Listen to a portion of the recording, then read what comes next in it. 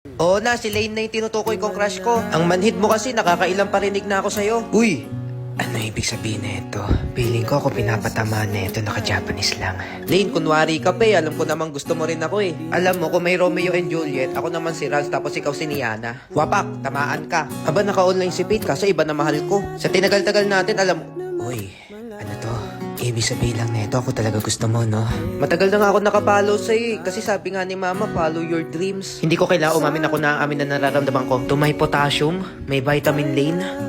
Bakit ako aamin? Ay, syempre may gender equivalent. Hindi naman puro lalaki na una. Kahit crush kita, pinanganak akong Sigma. Alam mo ba yon? Sige na nga, amin na ako. Invite kita. Kaya pala umutang ka sa akin nun kasi may interest ka na. Papakita ko. Uy, kumain ka na ba?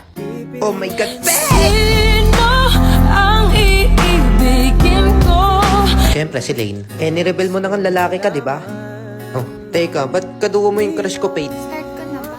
Gina, Nacho. Grabe kayo, pagkatapos na lahat, ganyan yung gagawin nyo sa akin.